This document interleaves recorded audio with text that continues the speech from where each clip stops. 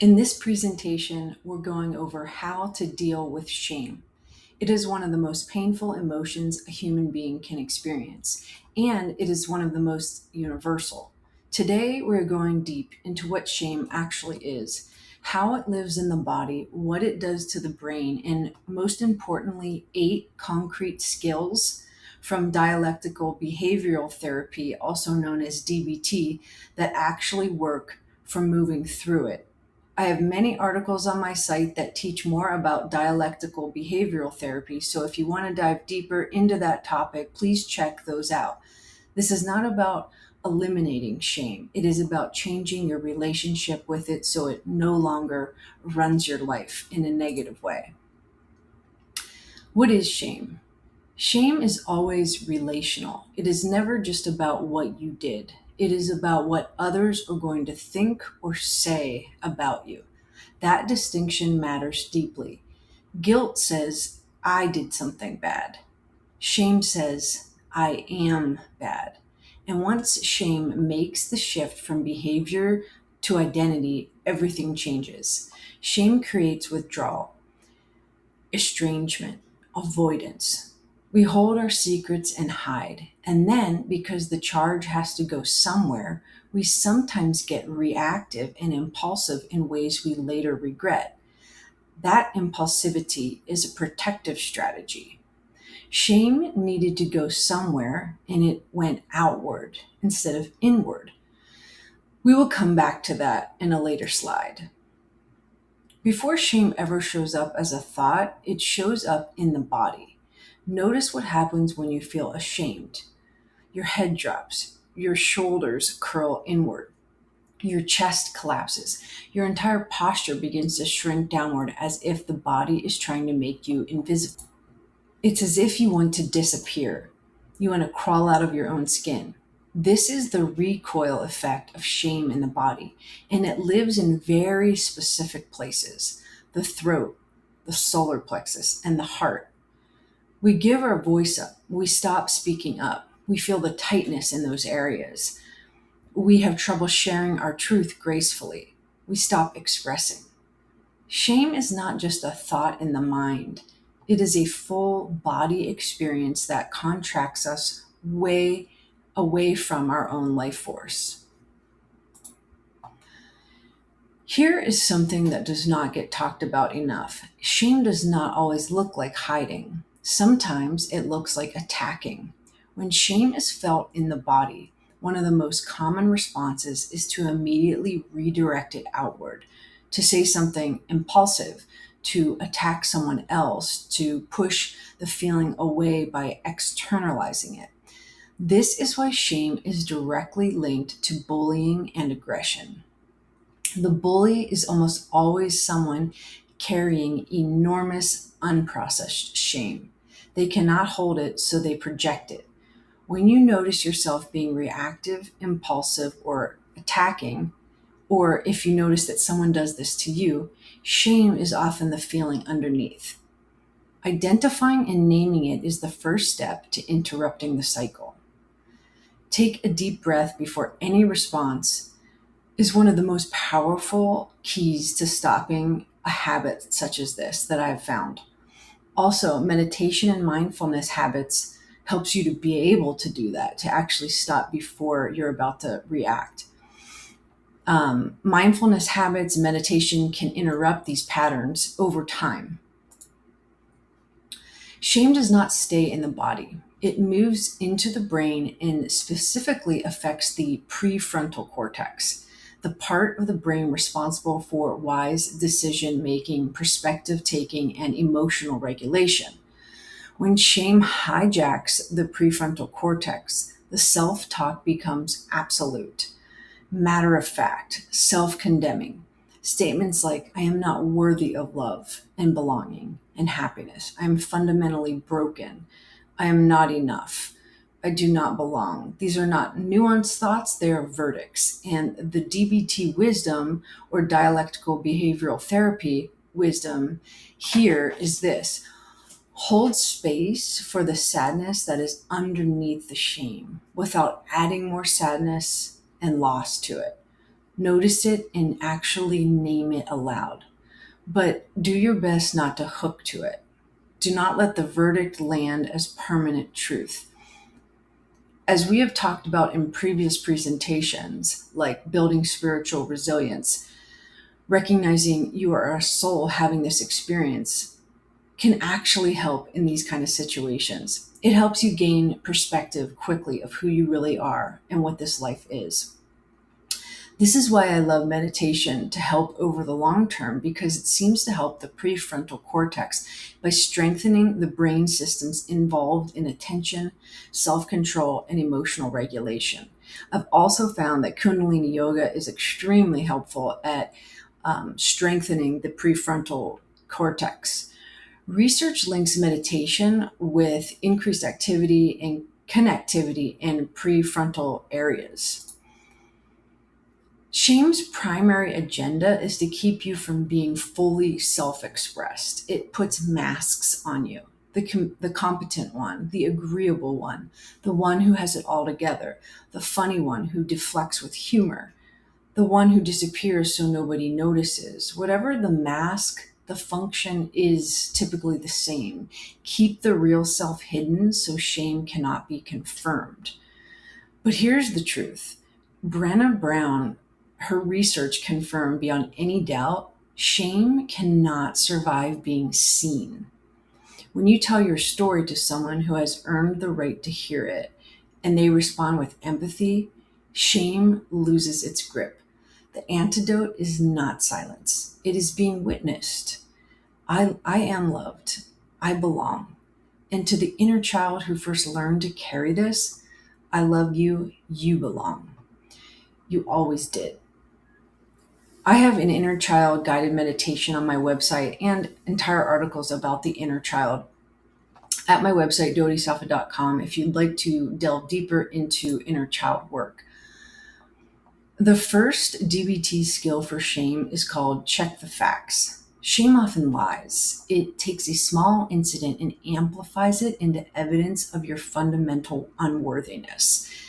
The check the facts skill asks you to slow down and get precise.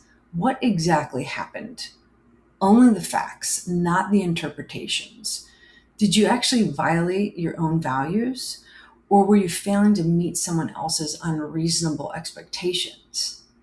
Shame from violating your own values is functional. It motivates repair. Shame from failing to meet someone else's impossible expectations is toxic. Is the intensity proportional to what actually occurred? If you're feeling deep, lasting shame over something relatively minor, you are probably responding to an old wound, not the current situation. And finally, what would you tell a friend in this exact situation? Because shame distorts how we see ourselves, but our perspective on others stays clearer. Access that wisdom and offer it to yourself. This is perhaps the most powerful DBT skill for shame. Shame wants you to hide, to make yourself small, to avoid eye contact, to disappear. Opposite action, which means doing exactly the opposite. Stand tall, make eye contact, reach out, stay present. Reach out to someone safe instead of isolating. If an apology is warranted, make it once, genuinely, and then move forward instead of apologizing excessively, which only deepens shame. And instead of ruminating alone in your head, engage with the world. Take a walk and be fully in it. Connect with people who genuinely honor your worth. Clean your house. Keep the mind present. The opposite action works because when you act opposite to shame, you literally change your emotional state by changing your behavior. The body leads and the mind follows. 3 more skills that work together. Self-validation means acknowledging your experience with compassion rather than judgment. Not validating the destructive thoughts shame creates, but validating that having difficult emotions is a part of the life experience. It's a part of being human. Try this. Feeling shame does not mean I am shameful. Mindfulness of current emotion Create space between you and the shame. Notice where it lives in your body. Name it.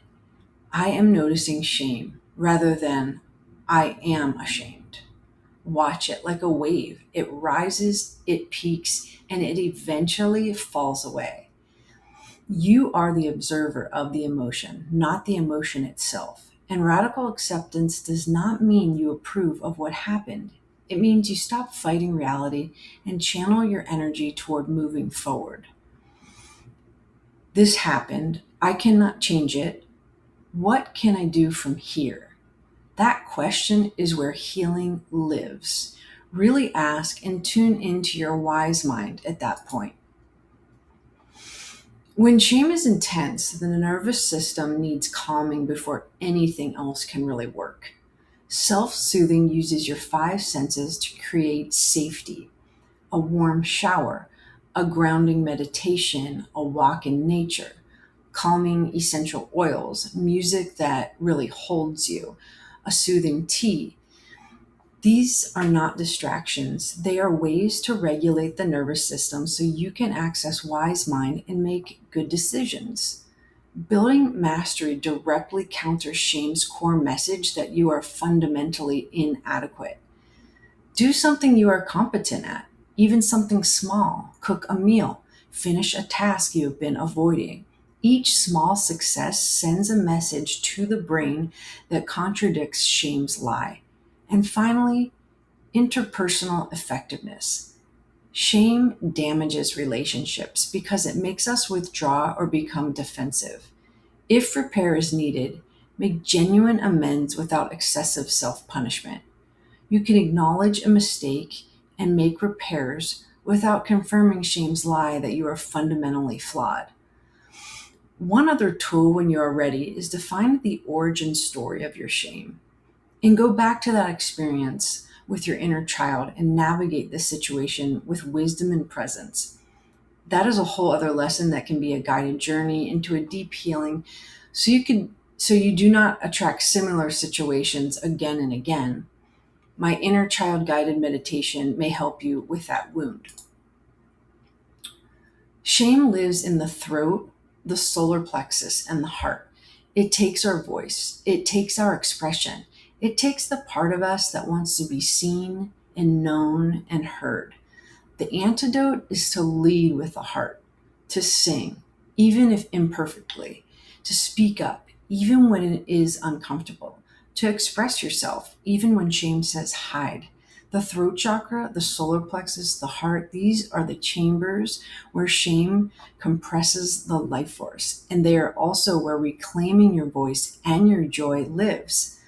You are worthy of love and happiness, and you do belong. Not when you are perfect, not when you have fixed everything. Now, as you are. Healing from shame is absolutely possible. With practice, these skills become second nature and shame loses its grip. You deserve to live with dignity, self-compassion, and the freedom to be imperfect and still worthy. My emotional freedom course is helpful to take this step to the next level with vocal toning and creation of your soul song for deep healing and transformation. In closing, I'll say shame wants you to believe you're alone and irredeemably broken. The truth is that shame is a universal human experience, and you have both the capacity and the tools to work with it skillfully.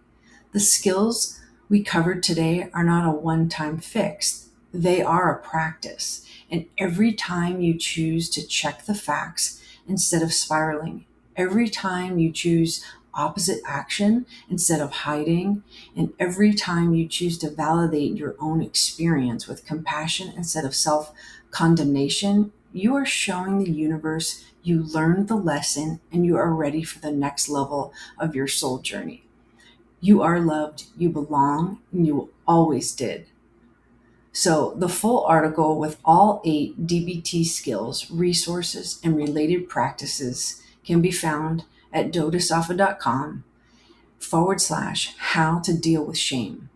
Thank you for being here, and I'll see you in the next presentation.